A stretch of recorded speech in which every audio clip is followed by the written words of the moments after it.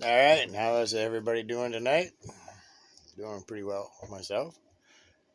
I want to thank everybody that's actually watched my videos and subscribed. It's pretty amazing. I didn't ever think that was a thing, not even a possibility. But apparently, somebody out there likes to hear me talk. I can I can count a lot of people that don't want to hear me talk. But thank you again. I really appreciate it. And we're gonna start this out. Of course, we got the bubbly. I'm fixing to roll a joint right now, so um, I watched my last video because I don't usually watch my own videos, but I thought it was pretty good, but a little too long. So we're gonna try to shave this down a little bit this time because I got sick of me at the end of the video talking too much. So this time, I think I'm gonna try not to talk so much. I get carried away with the things I have to say, and I don't know. But sometimes you just feel like talking, and sometimes you just feel like listening. But I'm not really good at the feel like listening part. That's hence why I live alone. I was married before. Never did too good at it. I was actually married twice, if you can believe that. Two people married me. Bless their hearts.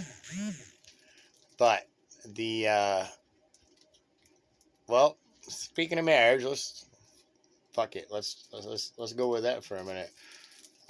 My first wife, I won't mention her name because she might not want to be associated with me anymore, but an amazing woman. We were married 10 years. We were teenage lovers, and we got married. The mother of my three kids, actually. So I still love her to this day, if I have to be honest and frank and whatever else people say when they really mean something. But it didn't work out because of, well, we'll just put it this way. I wasn't marriage material. I was young. She was young. We did the best we could. We raised our kids. We did a pretty damn good job, too, because our kids are amazing. And anybody that knows them will say the exact same thing. They're good kids. But I fell into some drug abuse and made some poor choices, which I'm not proud of. But I'm not ashamed of as well, if that makes any kind of sense to anybody. It actually made me who I am, and it probably made her who she is now to this day. We're not the same people as we was then, and we never will be. But I will say this, she is a damn good mother. One of the best. One of the best I've ever seen. Granted, she doesn't really like to keep, clean house and do dishes all the time, but, if you can overlook that, hands down, great mom.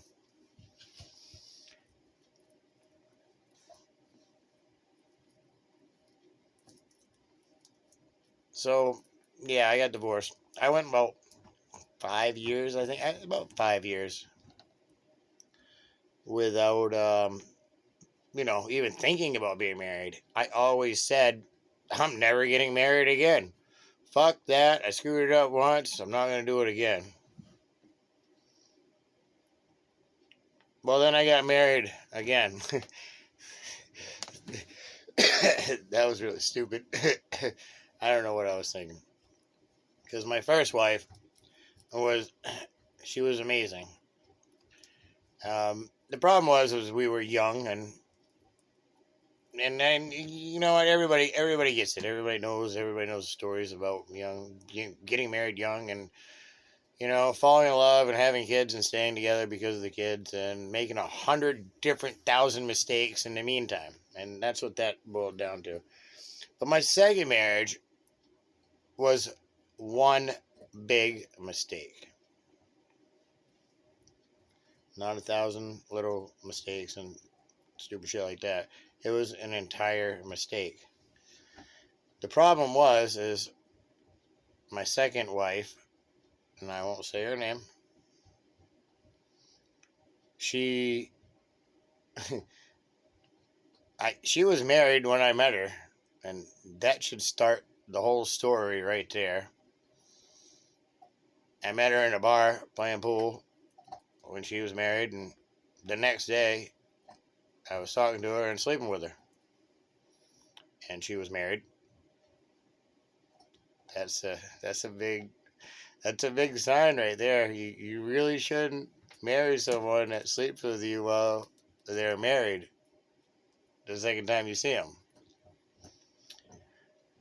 But I did. And then the problem was that she was overbearing of wanting to do anything and everything I asked. I mean, most guys in this world will like straight up would like fall down, hand over face if they could find a woman that would do anything they wanted then and there now. Well, guys, let me tell you a little secret. Not gonna work. They don't think for themselves. Their whole world revolves around you. You think that's good and you think that's great, but it ultimately is probably the biggest problematic situation of a relationship. I got me if I can do it. This will help me focus and not keep fucking drilling on the same topic over and over. So, needless to say, what I've learned is you don't want to go for somebody that is, head over heels at your beck and call, doing anything that you want. Because after a while, it almost gets irritating. I mean, it gets to the point where you just don't even want to be around them because they're always there, like, to please. And, I mean, you can't even, if you're going to get up and like, oh, what do you need? I'll do it for you. I'm like, holy fuck, I want to get up and get some fresh air. Can you do that? I mean, you can't even be yourself because they suck that out of you. And they're not being themselves because they're sucked into you. That almost made sense, but that's how I feel about it. So, anyway, we're going to coast right on through with this joint and another topic because I don't want to just keep sitting here if I can beating a dead horse. I was married twice. Neither one of them worked out. I think I'm just not marriage material. I'm probably better off. But I got a dog. I mean, that's good enough. But to jump back a little, like with my first marriage, I have 3 kids, and they are the most amazing people I've ever met in my life. And it blows my mind how 2 people can have 3 kids, and each one of them are different. But they're not different, but they're all the same.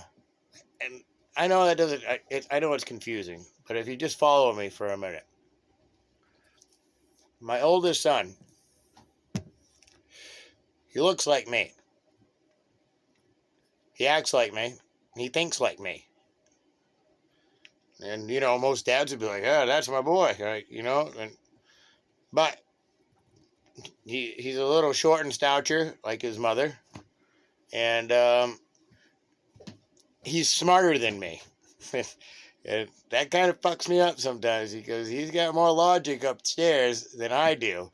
When my son is correcting the actions or thoughts that I am doing or making, that makes me contemplate on where did that come from? Well, his mother is highly intelligent. She's stupid smart. I mean, like, fucking Dean's List smart. I'm just Me. I don't know. I got a pretty good IQ level, but I could fucking study for a month and never pass a test in my life. You know, like some people can relate to that. And then you got, all right, he's 23 years old. And then you got my daughter. See, I had my son, my oldest son, on by accident. Like that was an accident. We were young, you know. We couldn't afford the pill, and you can take it from there. So then I had my daughter. I had my daughter on purpose, and God bless her soul. I really did. I made my daughter on purpose because I had a son, and I wanted a girl, and I wanted a boy first to protect my daughter. And you know, you can laugh about this all you want, but there is a way to make a boy or a girl when you're conceiving. And I wanted a girl on purpose, and I made a girl. I don't know if I can do that again, but it worked out pretty good. And my daughter is a spitting image of me. I mean, she looks like me. She acts like me. She drinks like me. She talks like me. She even walks like me. She's just a girl. And she's super pretty. I mean, she's beautiful. Yeah, long brown hair. Like, she's just gorgeous. And I'm like, oh boy. Well, we went through all that teenage bullshit and divorce bullshit and visitation weekend bullshit. And well, now she's 20 years old and she's engaged. She met this great guy. And I won't say your name either, but he's a great guy. He really is. He's good to her and he's good for her. Now, what else can you really ask for somebody that's dating your daughter? I mean, they just bought their first house together at 20 years old. Doing something right. They're living right. They're acting right. And they're going to be all right. This joint's working already. But then, then there's the young one. I got a young one. Oh boy.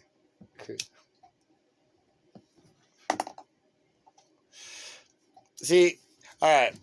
I'm a firm believer, and you know, maybe somebody out there will agree to me. You know, with me, like maybe you'll agree. But I'm a firm believer. As you get older, your sperm matures, and it dominates the female cells, which would make your last child most likely to be more like you. I don't know, but that's just what I've seen. My youngest son was an accident, and I'll tell you that right now. He wasn't even supposed to be around. He's the best accident I ever had, though. You know, I didn't plan on it, and I wasn't okay with it at first, and T was awesome. And I almost said his name, but he looks like me, he acts like me, he talks like me, he walks like me, and he is a boy. So, like, my poor ex-wife, God bless her, I mean really, because she has had to deal with me over and over and over again, even after we're not together. We still get along. We talk when we have to. We used to talk way more often, but, you know, she got a boyfriend now. Serious shit. Paul. I'll say your name.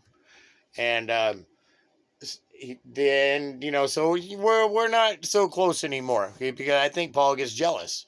You know what I mean? Like, you're talking to him all the time, blah, blah. Like, for one time, he thought we were still sleeping together. I mean, that's just ludicrous, because why would we go and stick a fucking hot poker back in a fire? You know, it's pointless. Been there, done that. We get along just fine as friends. We co-parent amazingly. But I know she's wreaking havoc and my youngest son is just out of control. I forgot to tell you, fucking 16. Hold on. I gotta. 06. Okay. He's 15. 16. Well, I can't do math right now, man. I fucking drank too many beers. But anywho's, the other thing about this is don't underestimate other people. That's what I'm really going, because kids, you think kids are just kids, but my fucking kids are smarter than I am. In not all aspects, believe me, because they're still dumb as dirt in some of those. But they have a good insight on life.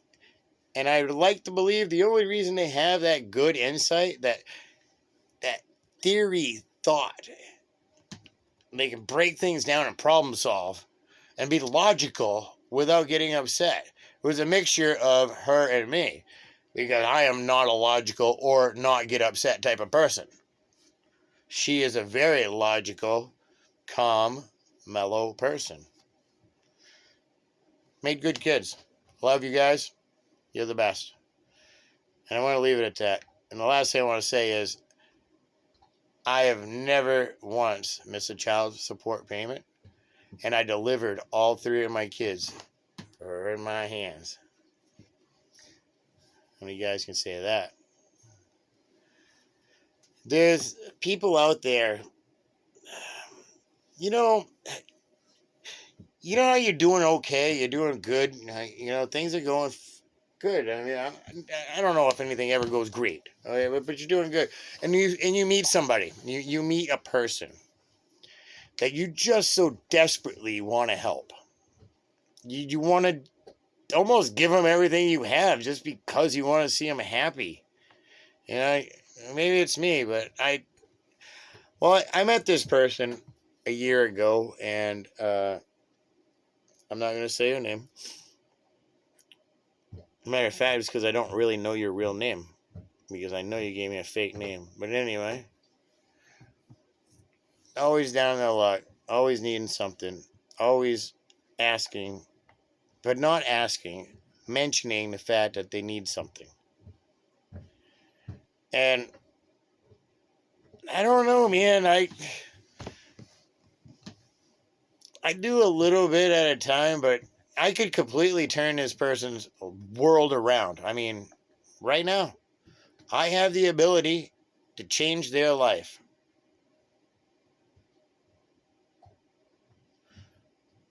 But I haven't seen any effort from them. I haven't. I always taught my kids it's okay to help people that are willing to help themselves. And it's something deep down inside. I want to help this person, but I haven't seen any progress in 1 year. Where is their help? What are they doing to help themselves? And you must have something to show for it. After a year, if you're trying any such which type of way, you'll have something to show for it. I don't care who you are. You can be a 13-year-old kid, or you can be a 60-year-old woman. It's all the same. This applies to everybody. And I feel torn, because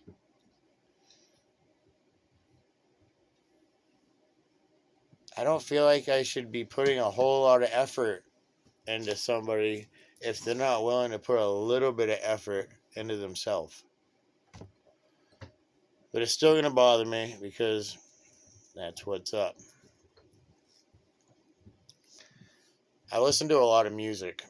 Fucking addicted to YouTube music. And I want to put this out there to anybody that's having any kind of difficulties, struggles, pains, sorrows, any kind of feeling that you have, and you want to listen to some music that will touch base. One of them songs, or many of them, will touch home each and every feeling you have. It's like this big hidden secret that everybody knows. It's Jelly Roll.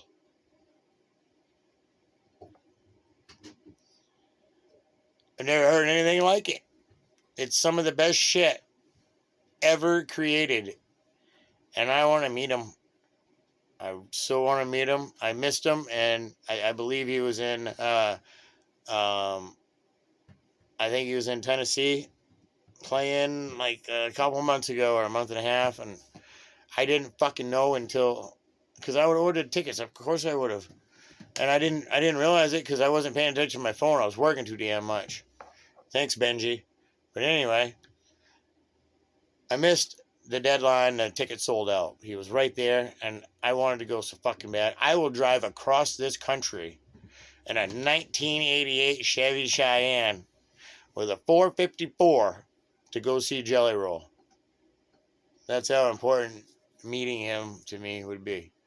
And he can sign my shirt with Church, Demon Jones, and all the other ones. Wax, all them guys. And don't get me wrong, I love other music too, but you know, Struggle Jennings, fucking amazing. Amazing shit. Because I'm a Jennings fan all the way back anyway. Upchurch, who the fuck doesn't love Upchurch? Church. Yeah, he's just badass, you know. And now I'm getting into the new breed. Good music. You know what I mean? It's good. It's growing on me, and it's one of those, if I'm in that kind of mood, that is what I'll go to, music. It's worth listening to, and you know, you got a little country rap, you get some singing, into a little bit of everything, and it's great. I'm not too bad about that. He's getting it. You ever have sex with a stranger, and then you realize it was a prostitute? I got a story for you.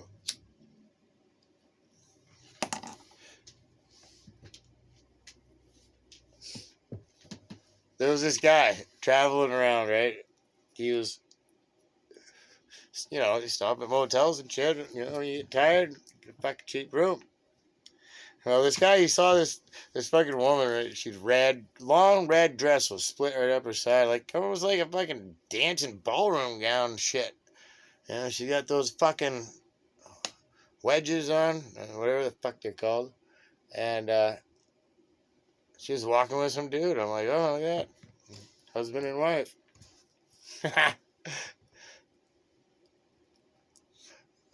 My buddy goes, this guy, he goes, we gotta go to the beer store. So, go to the beer store, come back. He sees her again. He goes, hey, where's the closest package store? Because down here they call them package stores when you're traveling. We call them fucking liquor stores up, man. You know, where's the fucking liquor store? But they call them package stores down here, and people don't know what a liquor store is. So, yeah, go with it. And he asked her, and she told her, we went and bought a bottle. This fucking guy comes back. He looks at her and goes, hey, you want to have one of these with us? She told him, he goes, I'm going to the store right now to go get my own, but catch me when I come back. He's like, fucking right. So now he's all excited, thinks he's going to get a piece of ass because, you know, she was acting pretty friendly. Gets back and he goes, well, I got a buddy in my room. And she goes, well, come to my room. So he goes into her room, talks to her, hands out, shooting the shit. And he said they're having drinks and kind of like two people that just met getting to know each other. Well, the next thing you know, he's getting a dick sucked, right? And someone's knocking on the door. She stops sucking his cock, walks to the door, opens it, whispers through the crack without taking the chain off. Because he's like, oh, what the fuck's going on, right? She shuts the door, goes back to sucking his dick. He fucks her on the bed. Didn't even fucking get on the full bed, he said. She goes, looks right at him and goes, you got my money? He says, what the fuck are you talking about, money? She goes, you think this shit's for free? He's like, oh, now I get it. What the fuck happened here? You tricked me. So he goes, I only got $40 in my wallet. That's gonna have to do. He threw the $40 on the bed and walked out. Alright, so come to find out that wasn't her husband or boyfriend. It was her pimp. And she was a fucking prostitute, and he got conned into fucking a prostitute without even knowing it was a prostitute, because we're naive. Like, he was from fucking New Hampshire. People up north, we aren't really accustomed to that shit, you know? We can go 100 miles on a fucking dirt road without even hitting pavement. And there's always a beer store on a dirt road somewhere. No GPS required. So anyway, I thought that was pretty funny. I was sitting down going through a notebook I found. I have over 100 poems I wrote, and oh boy, I fucking started reading some of the shit I wrote years back, three years ago, and wow, that's pretty dark. It's dark shit. It's really good though. It's good, but it's deep and dark. And I come across a couple of things, from my friends up there and stuff, and then I found a photo album, and I started fucking looking through a photo album, and then that stirs up a bunch of shit right there. So I'm not gonna go and put the photo album and notes and poems and stories and shit away, because I already fucking dug them all out. I had them spread out all over the table. So I have a case of wine, right? This is a true story. Thank you, Benji. And it's all mixed different kinds of wine. It's all red wines and homemade wines and all kinds of fucking wines. So I wound up, and this, I'm not shitting you at all. I wound up, because I drank a 12-pack prior. Gotta love my Budweiser, right? And then I drank a fifth, that's what's left of the fifth. Fucking love Jim Beam. And well, then on top of that, I drank 2 of them fucking bottles of wine. I'd show you the bottles, but I already threw them away. Right? Whoa. I woke up this morning feeling like the biggest piece of shit I've ever had in my life. Tell you what, wine gets you drunk. Anybody that says you can't get drunk off wine, there's something wrong with you. Absolutely something. And hangover, you want to talk about a hangover. I never sleep till 9:30 in the morning, and the only fucking reason I woke up is because my oldest son, Mr. Dante, called me and woke me up. And I hung up on him because I thought I was going to puke. But anyway, I finally got back up, got my shit together, worked on my truck, got it running again. Breaks down once a week, if not more. Fucking dang. Anyway, I love that truck. How many people have a fucking 88 Chevy 454 bought and paid for? I don't know. It's just a badass truck. I spent so much money in it. I put so much money in parts in this. I'm married to it. It'd be cheaper to keep it than it would to divorce it. But anyway, I don't know. I just want to thank you guys. I didn't realize I had subscribers. I figured out how to do that because the internet's a brand new thing for me. Brand new. 2 years ago, I wouldn't have used the internet I don't care if it would save my life, I wouldn't do it. And all of a sudden now, I'm kind of doing a lot with the internet. I think that it's a great tool if it's used in the right way. Parents, get your kids off the damn internet. Put them in the living room at a central location, common place, so you can watch what they're doing. Half of our problems right now would be solved if every parent did that. Think about it. Just in time.